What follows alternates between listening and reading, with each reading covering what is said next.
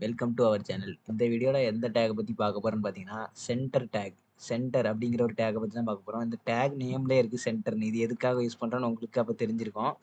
எதுக்காக இத யூஸ் பண்றோம்னா, இப்ப நம்ம எழுதுறோம்னு வைங்களேன், ஏதாவது ஒரு வேர்ட் டைப் பண்ணியிருக்கோம். என் அந்த டேக்க வந்து நம்ம சென்டர்ல கொண்டு வரணும்னா, இத நம்ம யூஸ் பண்ணுவோம். எக்ஸாம்பிளுக்கு சொல்லணும்னா, இப்போ இதுல வந்து எக்ஸாம்பிளுக்கு உங்களுக்கு சொல்றதுக்காக ஒரு H1 அப்படிங்கிற ஒரு டேக்க நம்ம இப்ப டைப் பண்ணுவோம். H1 டைப் பண்ணி, இதுல வந்து நம்ம ஏதாவது ஒரு ஒண்ணு எழுதிக்கலாம். நான் எக்ஸாம்பிளுக்கு எழுதிக்கிறேன். நம்ம சேனல் நேமே எழுதிக்கிறேன். தமிழ் லாஜிக்.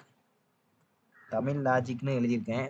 இந்த டேக்க போய் நம்ம இப்ப ப்ரௌசர்ல ரெஃப்ரெஷ் பண்ணி பார்த்தோம்னு பார்த்தீங்கன்னா, இந்த சைட்ல இருக்கு. பார்த்தீங்கன்னா தெரியும். லெஃப்ட் சைடுல இருக்கு. இந்த டேக்க இப்ப நம்ம சென்டருக்கு கொண்டு வரணும் அப்படின்னா என்ன பண்ணுவோம்னா, அதுக்காக தான் நம்ம இந்த டேக்க யூஸ் பண்றோம். சென்டர் அப்படிங்கிற டேக்.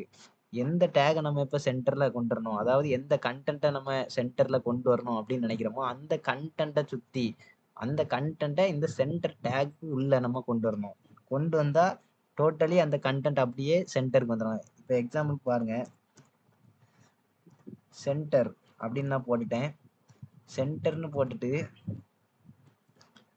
இந்த சென்டர் டேக்குக்குள்ள H1 டேக்க கொண்டு வந்துட்டேன். பார்த்தீங்கன்னா தெரியும். சென்டர் டேக் உள்ள இந்த H1 டேக்க கொண்டு வந்துட்டேன். இப்ப ரெஃப்ரெஷ் பண்ணி காட்டுறேன் ப்ரௌசர. தமிழ் லாஜிக் அப்படிங்கிறது சென்டர்ல வந்துட்டு. இந்த சென்டர் டேக்கோட பர்ப்பஸே இதுதான். Okay friends. இதே மாரி இன்னொரு வீடியோல வேற ஒரு டேக்க பத்தின டீட்டெயில்ஸ் பார்ப்போம். மறக்காம நம்ம சேனல சப்ஸ்கிரைப் பண்ணிருங்க.